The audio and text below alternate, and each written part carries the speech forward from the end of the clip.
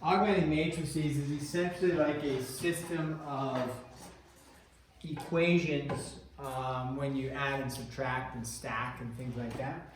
So if you are given a matrix, let's go with, or not a matrix, but you're given a system of equations. So this is just the augmenting, okay? So if you're given x plus y minus 2z is equal to 7, and then negative x plus 4y plus 3z is equal to 2, 2x minus 3y plus 2z equals negative 2. Destroy this junior higher. How's your best Cooper? Hey, Kevin. It's funny, I said let me go destroy this junior higher, but it wasn't a junior higher. It was a junior. Okay. Yeah. Doesn't surprise me.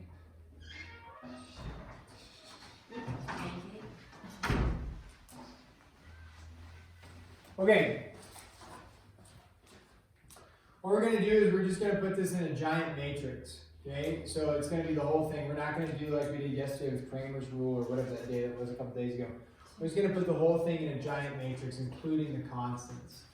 So 1, 1, negative 2, 7, and then negative 1, 4, 3, 2, and then 2, negative 3, 2, negative 2.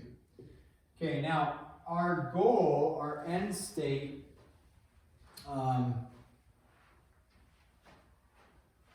is, and it kind of depends,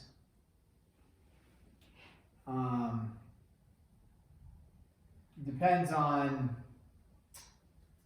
let's say, well, it depends on like the teacher, what they might want. So if you think about this, you don't need to write this down, or you can in a second, but these are our coefficients, right? And these represent our constants. So I know that 1x plus 1y minus 2z is equal to 7. So if I could come up with a matrix like this, and if we could come up with a matrix that said 1, 0, 0, and I'm going to make up a number here. 10. Sure, 10 is fine because we don't see 10 over there, so that's good. If I could get this matrix to look like this, what I would know is that 1x plus 0y plus 0z equals 10. When we take it out of matrix format and back into equation format. Therefore, I would know that x is equal to 10. So if I could also then say for y, as this represents, remember column 1 represents the x's, column 2 represents the y's. So this would solve the x issue, this one would. If I wanted to find the y issue, what like numbers would I want here? Wait, you can't just make it up. No, I am just making up, but I'm showing like what the end state would look like. But this is, you're absolutely right, I'm just making up numbers. Like here's 10, I'm pretending x is 10. Probably isn't. But what would I want here? Would I want like 5x plus, no, what would I want? 0x plus something y. What kind of, typically it's really nice if it's 1y, and then 0z, we make up a number, negative 2.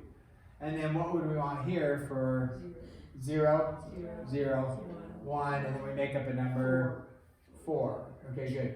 So this would be, okay, this would give us, this is called the identity matrix, where it's 1s in the diagonals, 0s everywhere else. And that represents 1x, okay, 1y, 1z equals those, right? So great. The other thing though is like our book doesn't force you into that whole getting 1 0 0 0 1 0 0 0 1, because what we do recognize is that if I could find out like just well, if I went like this, again, we're done with that, we're not looking at that, we're making up something.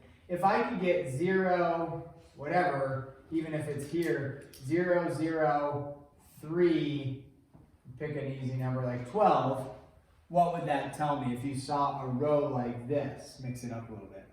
Z equals 12.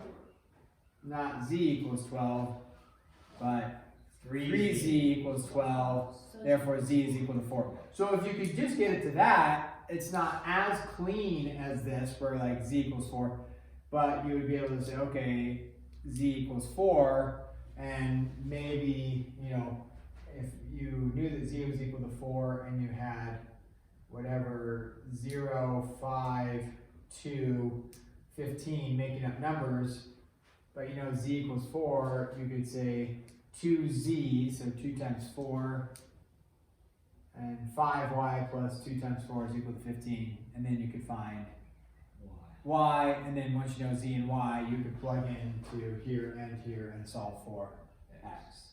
So it doesn't look as clean, but if you could get to something like this, and then who cares here, you know, 4, well, I'm not going to write the x, but 4, -2, you know, 7, and 30. We don't really care about that, because if we could get this, it allows us to solve for z, one of the variables.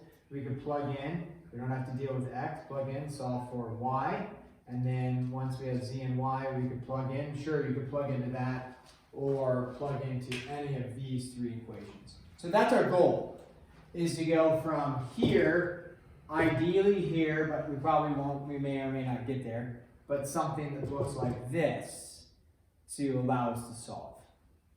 How do we do that?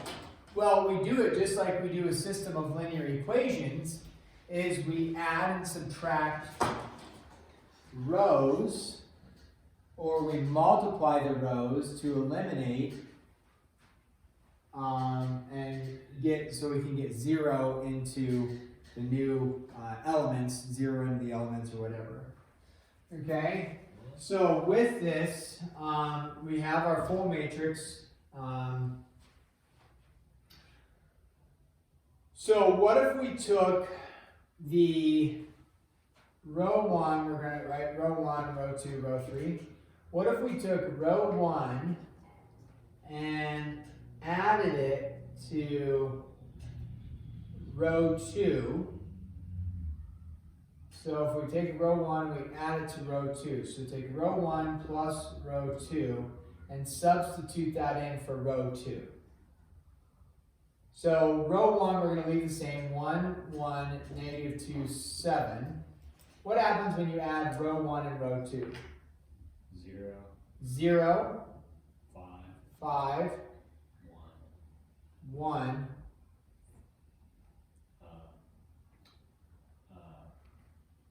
9. 9. And then we'll leave row 3 alone for now. Does that benefit me? A little bit. Well, I guess you got a 0. I got a 0 in there, right? So that's good. Then we could look for, what if I wanted to, let's say I wanted to mess with row 3, because let's say I wanted, again, another thing you could look at is, if you could eliminate your x's in 2 of the rows, then you'd have an x or a yz, yz, and you'd have a system of linear equations, which is pretty easy to solve too. And then you could jump out of matrix mode and go into system of linear equation mode. So right now I have 0x. Is there a way to get possibly a 0x maybe in row 3? Well, sure. If I wanted to combine a row 1 with a row 3 and then substitute it in for row 3, the issue is that if I said 1 plus 2, what does that give me? 3, nothing's eliminated. Versus here, 1 plus a -1 gave me 0. That was good. But what could I do to row 1 first? Multiply it by -2. Yeah, multiply row 1 by a -2. Wait, how can you just combine rows and whatnot? Well, it's the same way when you add and subtract like systems of linear equations. You know, when you add and you stack them and add them, it's the same concept. So here, we can multiply by a -2, add it to row 3, and then divide by -2 and leave row 1 intact. So row 1, so just because I multiplied it by a -2, you don't have to leave it. You can then just divide it by a -2. So can you just manipulate rows however you want? Like, could you just add 2 to everything in row 1? You could, because whatever you do to one side, you have to do to the other. So essentially, it's just like manipulating an equation. Exactly. So I'm not going to write -2 and then rewrite it with 1. You know, we're going to mentally multiply it all by a -2 and then add it. We're going to leave 0, 5, right? 1, 9. And then we're going to say, we're going to multiply this by this by a -2 and add it to here. So a -2 plus 2 is 0. A -2 plus a -3, -5. And that's actually looking real nice for us for a potential next step. And then a +4 plus 2, 6. And then a -14 minus 2, -16. Now, why does that now look pretty nice? So you can get rid of those 5s. Yeah, so I can, again, let's just leave row 1 intact, 1, 1, -2, 7. And let's go ahead and take, we can leave, it doesn't matter really, we can leave it like that.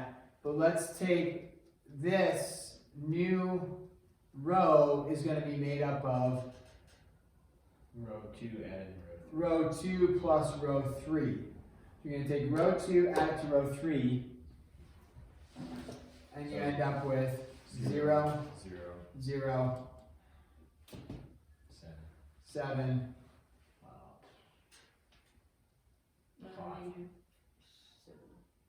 No, wait. -10. -7. Hey, that's good. We can solve for 2. And then Oh, here, we can do it from here. And X is just. so x is 0, y is 0 because we're going columns. Z is negative. -1. 7z equals -7, so z is equal to -1. We can plug it into this row 2. So 5y plus 1, -1. 1z, so 1, -1, equals 9. So essentially, 5y minus 1 is 5y minus 1 is equal to 9. 5y equals 10. 5y is equal to 10, y is equal to 2. No, you just plug in to our top. Now you can just plug in, you know, here we haven't, you can just plug into there, so we could say, squeeze it in here, x plus 2 minus 2 times a -1 is equal to 7. So x plus 2 plus 3. X plus 5 equals 5. What? -1 times -2 Is it 3? -3. No, it isn't. No, that's 2. So 2 plus 2 is 4. So x is equal to 3. Makes sense. So we've augmented the matrix. Now that's not, again, that's not its lowest form. The lowest form would be 1, 0, 0, 0, 1, 0, 0, 0, 1. And that's actually called row reduction echelon form, where you get it into its most reduced form, echelon with some guy. Big words. Yeah, you want to try one more of these, or just go as is and start messing around with it. This will not be on the test, just a little bit of homework on it. Oh, there's homework on this. Yeah. Are there new things? No, so that's the concept. It'd just be, Makes sense to me. Yeah. why don't you guys try them? Again, not on the test, so if it's like, man, this is just too much, then you just kind of hit pause, it's okay. So Not going to be on the test. You cannot hit pause